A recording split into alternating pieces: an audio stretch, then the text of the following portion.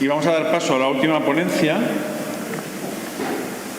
de este señor que anda aquí escondido, del azafato, el doctor Quiles, que como sabéis todos los años clausura nuestro simposio con una ponencia de clausura, que es como la llamamos, y que este año lleva por título Nietzsche, ya no sé si era el asesino o el verdugo. El verdugo. El verdugo de Dios. Bueno, pues vamos a empezar, porque estaréis cansados, y vamos a hablar un poquito sobre Nietzsche. Nietzsche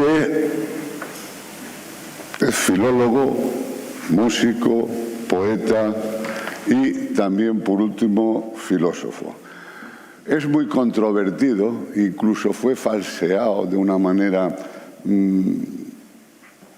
muy impura por parte de su hermana, pero es un personaje ante el cual no va a caber la indiferencia. O se le quiere o se le odia. No fue reconocido en vida. En vida prácticamente tuvo muy poca importancia cara a su repercusión, pero sí que la tuvo después, sobre todo gracias a los existencialistas como Sartre, como Albert Camus, a psicólogos como Freud, como Adler, a pintores como Munch y a muchos otros. En su filosofía va a criticar las partes más íntimas de la vida, va a criticar la virtud, va a criticar la fe, va a criticar el valor y sobre todo va a criticar la existencia de Dios. Pero, vamos a ver, criticando todo esto va a crear 5 conceptos. Los veremos a lo largo de la exposición. La voluntad de poder, yo mejor lo veo aquí, el superhombre, el eterno retorno, la muerte de Dios y el positivismo. Pero empecemos por el principio. Hijo de Karl Luin es un pastor luterano. Franziska Euler, su madre, también es hija de pastor luterano, pero la infancia de Nietzsche va a ser bastante trágica. Su padre morirá cuando él tiene 4 años de lo que llamaron un reblandecimiento cerebral. Es lo que llamaríamos hoy una encefalomalacia. Y ellos lo atribuyen a una caída por la escalera. A los 6 meses va a fallecer su hermano de 2 años, de lo que ellos también dijeron que eran convulsiones por la dentición. Al fallecer su padre, tienen que abandonar la casa pastoral y va a dirigirse al pueblo de Naumburg. Allí se va a ir toda la familia y toda la familia va a estar formada por su madre, su hermana, su abuela y sus 2 tías, todas con un fuerte creencias religiosas. Va a estar allí unos años y gracias al conocimiento de gente que conocía a su padre, consigue una beca para la escuela de Schulforta. Schulforta era una de las escuelas de más prestigio entonces en Alemania.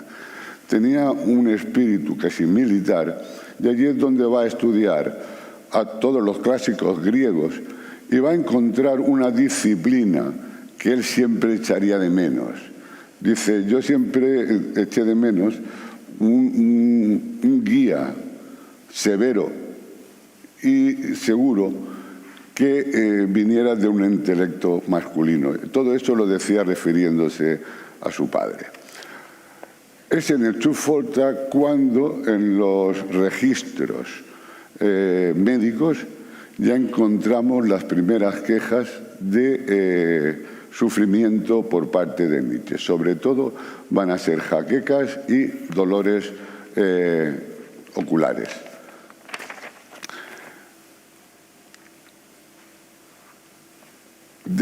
Cuando termina la escuela se va a Bonn y va a estudiar durante 2 semestres teología. Pero pronto, debido a investigaciones y a estudios que no nos da tiempo a decir, va a abandonar la fe y va a abandonar los estudios. Con lo cual, esto va a crear un gran disgusto en su familia. Pero él le escribiría a su hermana, si lo que buscas es la tranquilidad de la paz y el placer, cree. Si lo que quieres es ser devota de la verdad, entonces indaga. Y en Leipzig, que es donde va a desplazarse ahora, van a ocurrir dos fenómenos muy interesantes. El primero, paseando por las calles de Leipzig, entra a una tienda de libros de segunda mano y descubre un libro de Arthur Schopenhauer. Se queda entusiasmado diciendo, bueno, este libro parece que lo hayan escrito para mí. Pero si conocéis algo de Schopenhauer, Schopenhauer es el filósofo del pesimismo. Él aboga por negar la voluntad de vivir, puesto que lo que quiere es evitar el sufrimiento. Es un pesimista. Nietzsche va a coger sus ideas y se le va a dar un vuelco. Y va a decir, no, de eso nada. O sea, el dolor forma parte de la vida y hay que aceptarlo. ¿Qué es lo que pasa? Que cambia del negativismo de Schopenhauer, del pesimismo, a una filosofía más vitalista. Y va a ocurrir también otro acontecimiento muy importante, y es que va a conocer personalmente, porque Schopenhauer murió cuando él tenía 16 años o por ahí, pero va a conocer personalmente a Wagner. Wagner es 31 años mayor que él. Él aún es un jovenzuelo. Y de alguna manera, Wagner va a influir muchísimo sobre sus primeros escritos y sus primeras ideas.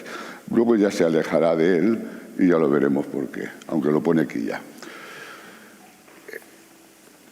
Antes de desplazarse, en el año 68, estando en Leipzig, empieza lo que es el servicio militar. Y Nietzsche, que es un buen jinete, tiene un accidente de caballo. O sea, subiendo al caballo se pega con la silla y se rompe los músculos de la parte izquierda. Con lo cual queda exhausto, con muchos dolores, fiebre continua, lo que va a nombrar por primera vez en sus dolencias es una gastritis catarral, posiblemente debida por las medicaciones que utilizaron en aquellos momentos, y debido a su insomnio empieza a utilizar opiáceos para dormir. En Leipzig tiene un profesor, el profesor Ries, dada la valía de Nietzsche, lo propone para desplazarse. Ries se desplaza a Basilea y le pide que se vaya con él. ¿Y qué es lo que va a ocurrir? Que Nietzsche, con 24 años, va a ser el catedrático más joven de filología en la Universidad de Basilea. Pero cuando se traslada a Basilea, renuncia a su nacionalidad prusiana, con lo cual, a partir de ahí, Nietzsche será una apátrida. No obstante, va a participar en la guerra de 1870 franco-prusiana, no como soldado, porque no puede, porque es apátrida, sí como sanitario, pero ahí va a durar un mes. ¿Por qué? Porque va a coger una disentería y una difteria. Estando en Basilea, se le propone que, puesto que él no tenía el doctorado, o sea, él lo hacen catedrático sin tener el doctorado, le propone a su profesor Ries que, por favor, pues que haga una presentación. Bueno, ¿y qué es lo que hace Nietzsche? Entonces va a crear un libro llamado El origen de la tragedia en el espíritu de la música. Pero va a estar muy influenciado, como os decía, por las ideas de Wagner. No va a seguir los cánones de la filología, con lo cual, una vez editado, las críticas van a ser feroces contra él. Van a ser tan feroces que en el siguiente semestre solo se le van a matricular 2 alumnos y en el posterior ninguno.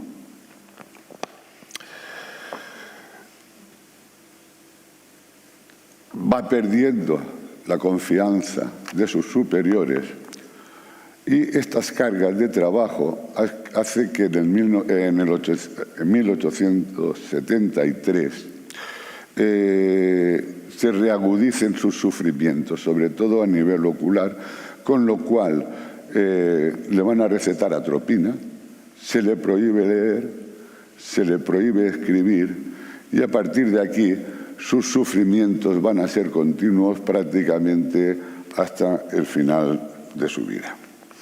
Pero a pesar de todo, Nietzsche es muy considerado por sus alumnos. ¿Por qué?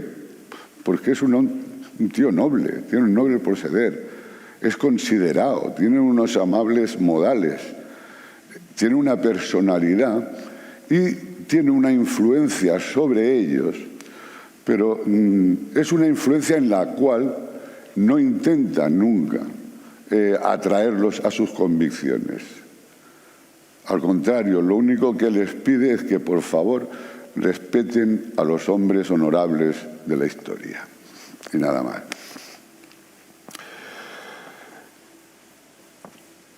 Van pasando los años, va trabajando, y en el otoño de 1876 va a producirse su primer gran viaje va a ir a Sorrento, y va a ir, esto va a representar un cambio tanto en su vida como en su filosofía. Como veis ahí, es un momento en que él está sufriendo tanto moral como psíquicamente, su salud se ha debilitado, le obliga a estar en cama por lo menos 1 o 2 veces por semana, con sus insoportables migrañas. Ahí se plantea, en todo caso, decir, bueno, yo quizá haya accedido demasiado pronto a esta cátedra en Basilea y ese aumento de trabajo quizá haya repercutido en mi salud. Pero, al contrario de otros grandes genios que ante el sufrimiento se rinden, Nietzsche lo considera como una parte intrínseca de su vida. El sufrimiento le va a dar una fuerza, una fortaleza y una creatividad que no tendría de otra manera. Todos habéis conocido o todos habéis oído la frase que es de él, de lo que no me mata me hace más fuerte. Eso era una frase muy conocida por nosotros y que viene de Nietzsche. Pero va a ser en esta época donde se produce sobre todo el desencanto entre Nietzsche y Schopenhauer y Wagner.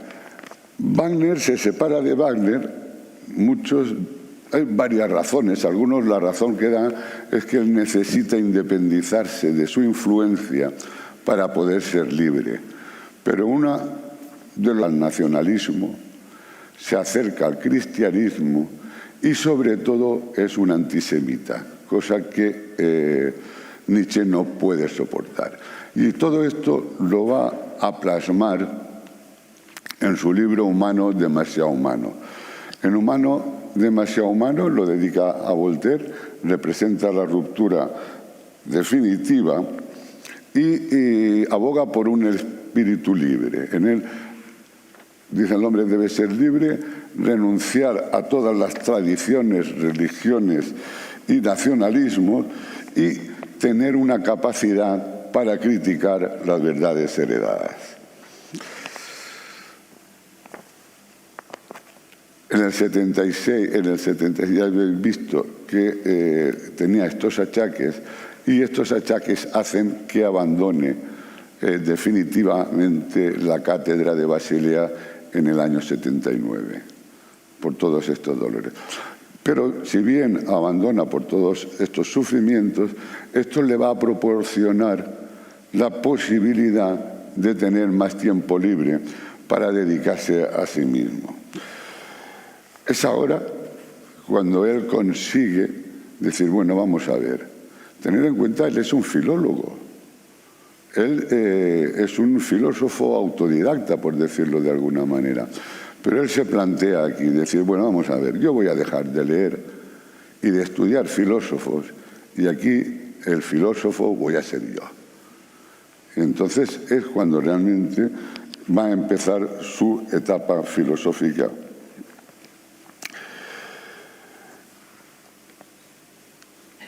Muy aficionado a los viajes y buscando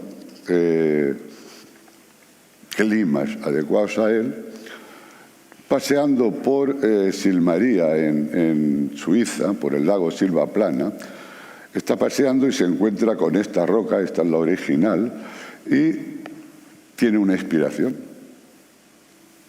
De pronto le viene a la cabeza el eterno retorno. ¿Y qué es el eterno retorno? Para él, el mundo es finito, el universo es finito. Y la vida se va a repetir siempre, siempre de la misma manera, con sus penas y sus alegrías. Y entonces lo que está proponiendo con el eterno retorno es decirnos, vivir de una manera en la que queráis que su vida, que vuestra vida se repita de la misma manera eternamente. Pero, aparte de esta revelación, va a haber un cambio importante en su personalidad. Y es que, aparte de filósofo, de alguna manera se va a convertir en profeta. Y profeta que lo vamos a ver reflejado en el Así habló Zaratustra, que quizás sea el libro que más os suena de Nietzsche.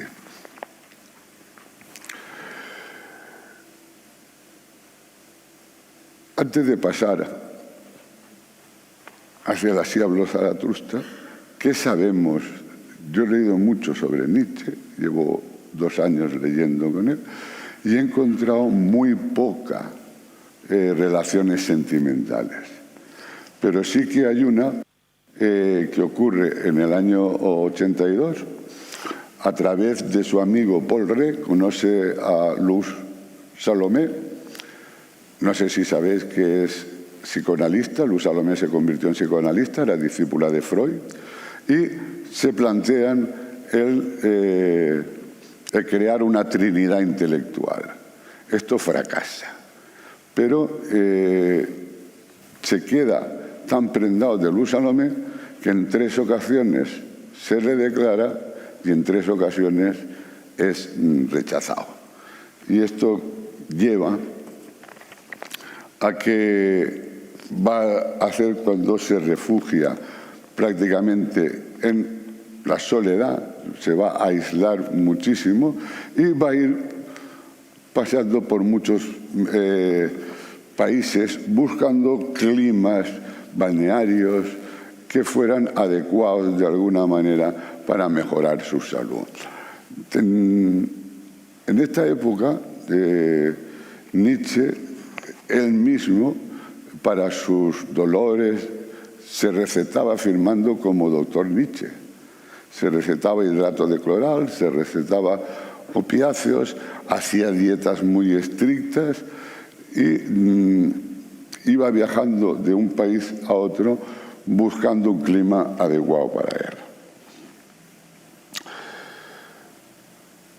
Es también una época en la que va a ser una producción bastante abundante, más prolífica, pero debido a los problemas de visión, va a utilizar mucho. Sabéis que Nietzsche habla mucho en aforismos, son frases cortas, pero él no puede escribir, necesita de un secretario que le acompañe, y este lo va a encontrar en su amigo Peter Gass. Peter Gass es un músico y él va a ser quien transmita al papel sus pensamientos y sus reflexiones.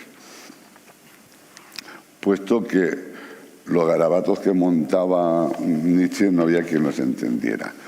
Y llegamos a la gaya ciencia, a la ciencia jovial, que por primera vez va a anunciar la muerte de Dios. Pero si Dios ha muerto, no es un deseo, es una tragedia. Queda un vacío, y ese vacío hay que llenarlo con una nueva moral y con unas nuevas normas. Y eso nos llevará al modo de vida que queremos y nos llevará, como vemos ahora, al superhombre.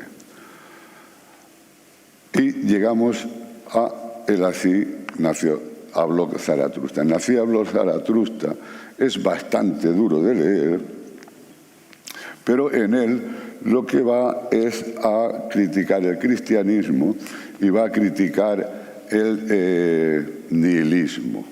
Entonces el hombre, ante el vacío creado, ante esta falta de moral, tiene que crear una moral nueva y ser su propio Dios. Él niega a Dios, el hombre tiene que ser su propio Dios y tiene que ser el superhombre. ¿Y qué es el superhombre? El que cree sus propios valores superando la moral convencional. Y la voluntad de poder no es un poder sobre otros. Es un poder, es una fuerza que te dota para la superación. Según él habló así habló Zaratustra, es el mayor regalo que le pudo hacer a la humanidad. Esto lo pasaremos rápidamente. Estas son las ideas de la evolución espiritual de Nietzsche. El camello, el león y el niño. El niño, por si no lo sabe, mi nieta. El camello está en el desierto y es la carga. Yo debo cargar con todas las tradiciones, con todo. El león es yo puedo destruir esto. Pero el león no crea nada, destruye. Y entonces se convierte en niño, que el niño es el que va a crear la nueva moral, la que va a crear las nuevas normas, y es el que nos va a llevar a la aparición de la vida que queremos. Nos metemos ya en el 88 rápidamente. En el 88, a mitad del 88, escribe El Anticristo y ahí se acaba su filosofía. Abandona las ideas de superhombre y de poder. Escribe el caso Wagner criticándolo fieramente, y el Ecce Homo. El Ecce Homo es una autobiografía en la cual él se considera un sabio que se ha hecho a sí mismo. Se ríe de la existencia de Dios y se ríe de que la idea de que el hombre tiene un destino celestial. Aquí ya empieza, en el 88 ya empiezan a ocurrirle cosas raras, pero no acaba de enterarse sus amigos. Ya firma de una manera extraña, sobre todo los últimos meses, y su derrumbamiento se va a provocar con esta famosa anécdota del caballo. El 3 de enero del 89, paseando por la plaza Carlos Alberto de Turín, un cochero está maltratando al caballo.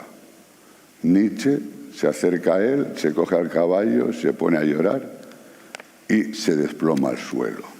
Rápidamente es llevado a su albergue y durante 2 días va a estar bailando desnudo, aporreando el piano, gritando y escribiendo lo que se conocen como las cartas de la locura. Entre una de ellas, por ejemplo, dice: el mundo se ha tergiversado, Dios ha bajado a la tierra y yo me he hecho dueño de su reino. Así que voy a encerrar al Papa y voy a matar a Bismarck. Un amigo suyo consigue con estrategias y estratagemas llevárselo de Turín a Basilea, y en Basilea va a estar su madre lo llevará a la clínica de Otto Binswanger, donde le van a diagnosticar una parálisis progresiva. El diagnóstico de la enfermedad de Nietzsche no está muy claro.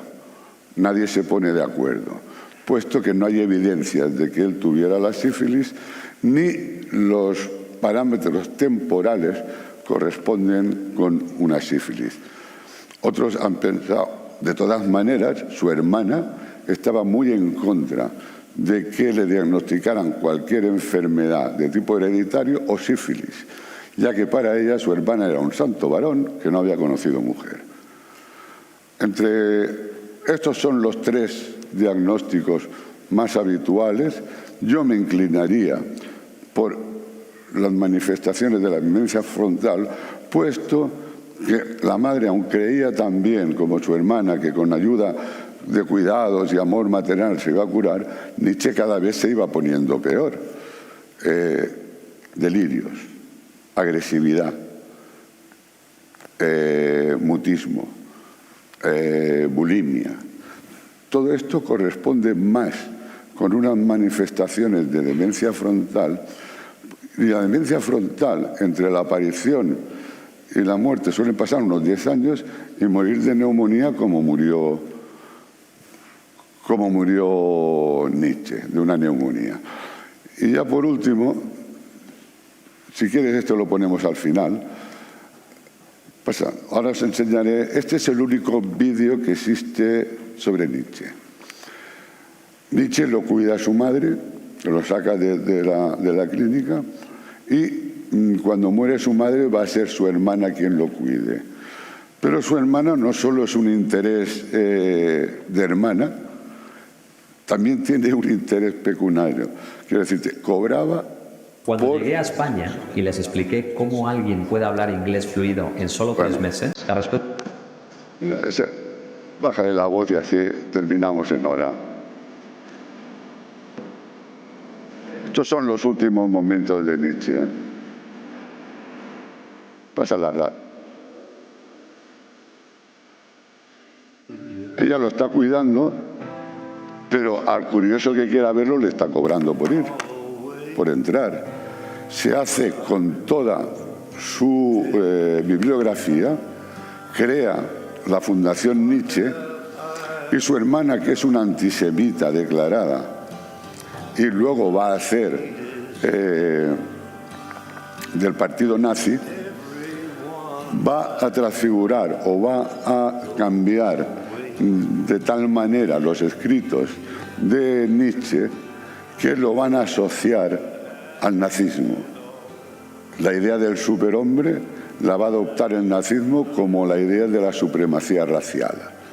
La idea de la voluntad de poder la van a adoptar como el militarismo, cuando Nietzsche es antialemán,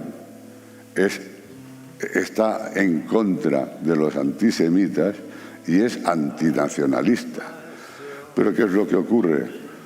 Que durante la Segunda Guerra Mundial es despreciado por los ganadores, pensando que era, digamos, de alguna manera un ídolo nazi. Y es hasta mucho después, cuando se recuperan todos sus escritos, cuando por fin es reivindicado. Y con esto terminamos.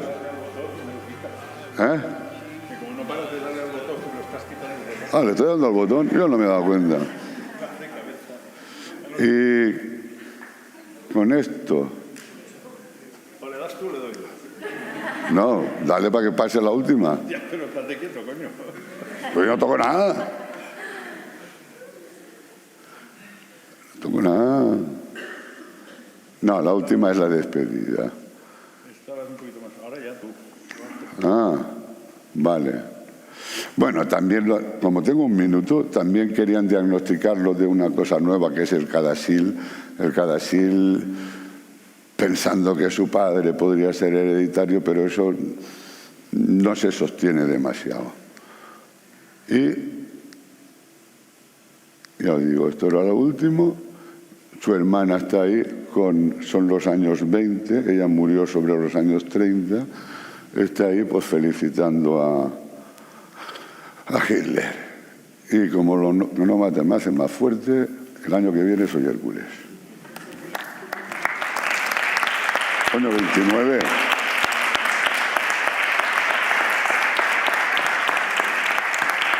Y como para mí no hay preguntas, me voy.